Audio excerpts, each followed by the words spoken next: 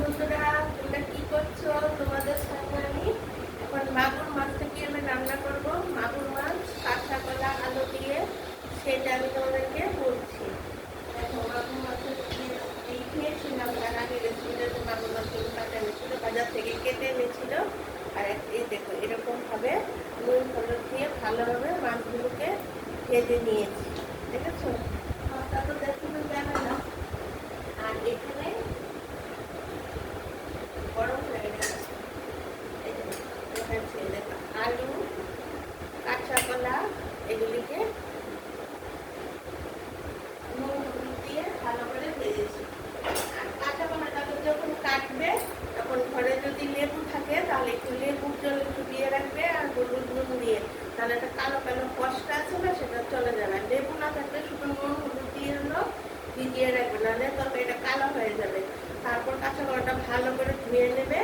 আর আলুটাকে আমি একটু হালকা করে ভাপিয়ে আগে সেদ্ধ করে নিয়ে জলটা ফেলে দিয়েছি। কাঁচা কলা কিন্তু সেদ্ধ করিনি, কাঁচা কলাটা ওই একটু লেবু চিপে আর নুন হলুদ দিয়ে ভিজিয়ে রেখেছি। লেবু না থাকলে শুধু নুন হলুদ দিয়ে ভিজিয়ে রাখলো, এই কষটা কালো কালো যেটা হয় কষটা সেটা চলে যাবে। তারপর ভালো করে গরম তেলে নুন হলুদ দিয়ে কড়া করে ভেজে নিয়েছি।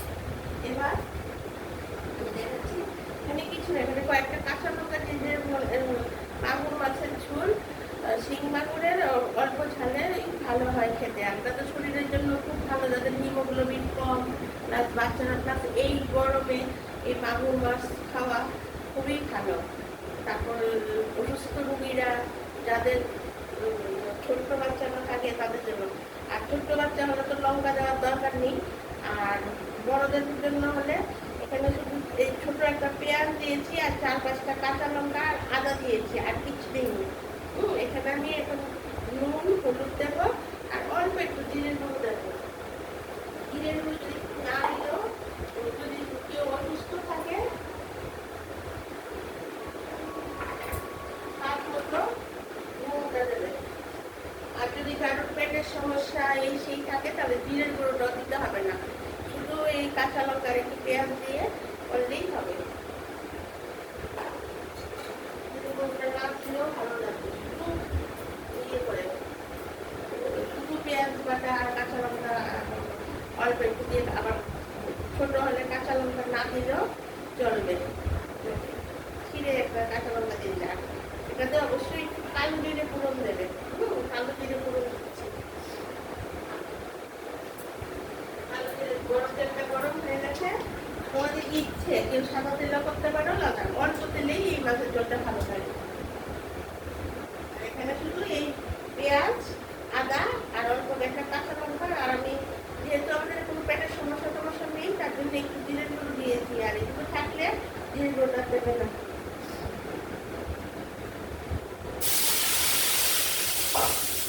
মশলাটা ভালো করে কষাতে হবে।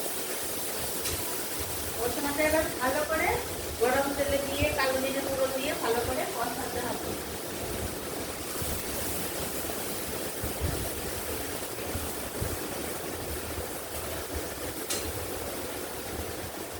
এই আলুটা আর কাঁচা কলাটা যে ভেজে রেখেছি সেটাও মশলার সঙ্গে কষিয়ে নেব।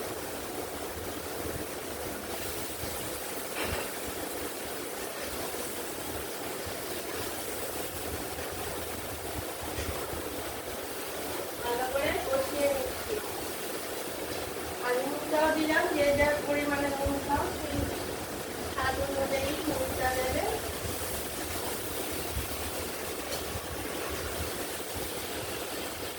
কষানো আমার হয়ে গেছে, আমি একটু ভালো জল, খাবারের জল এখন তুলে দেবো, বেশি করে তুলে দেবো।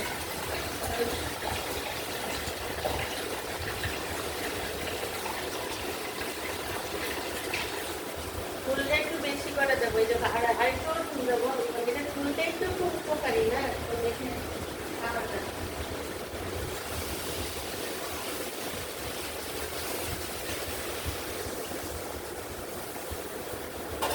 দিয়েছি আরো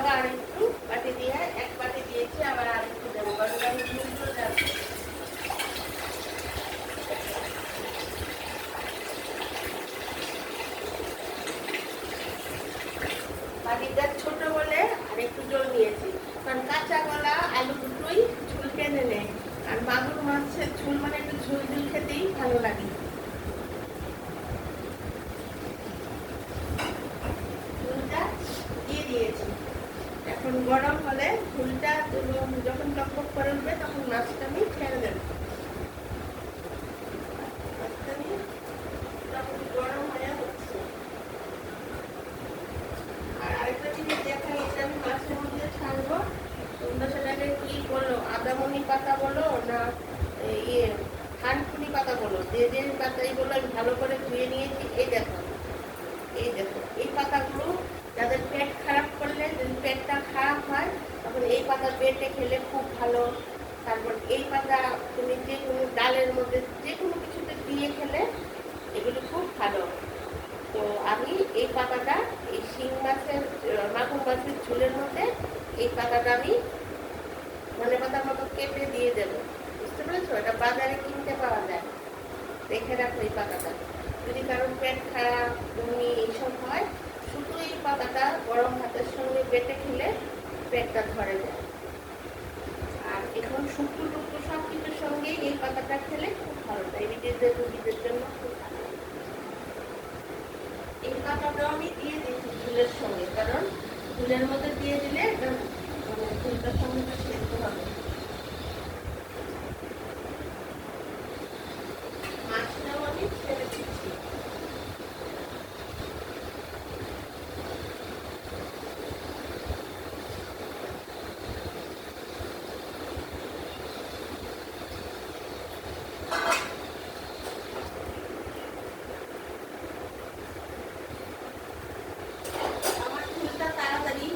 কারণ আমি আলুটাকে তো আগে সেদ্ধ করে নিয়েছি, তো খালি কড়াইয়ে জল দিয়ে সেদ্ধ করে তারপর রান্নাটা করেছি। আর কাঁচা কলাটা খুব তাড়াতাড়ি সেদ্ধ হয়ে যায়, কাঁচা কলাটা নরম জিনিস। তোমাদেরকে ঝোলটা দেখিয়ে দেবো।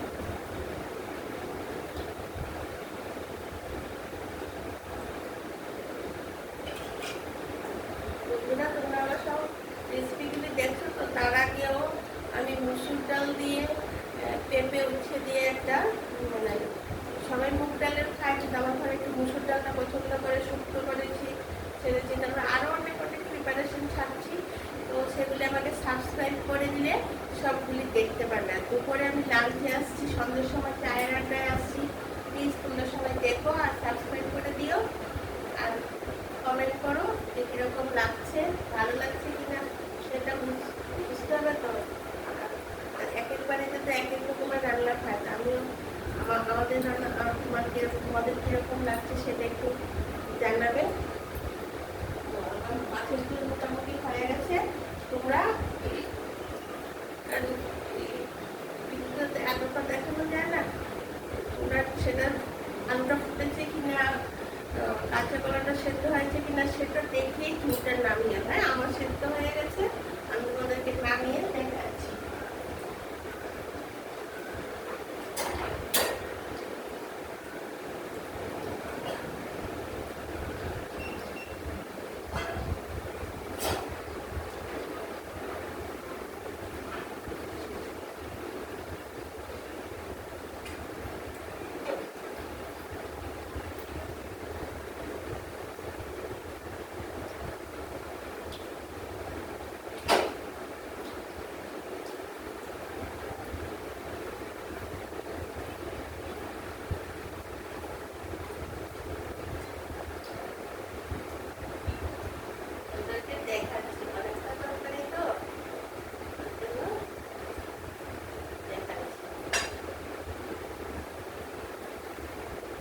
এই দেখো বন্ধুরা, আমার মাগুর মাছের ঝোল দেখো কাঁচা কলা আলু দিয়ে হয়ে গেছে।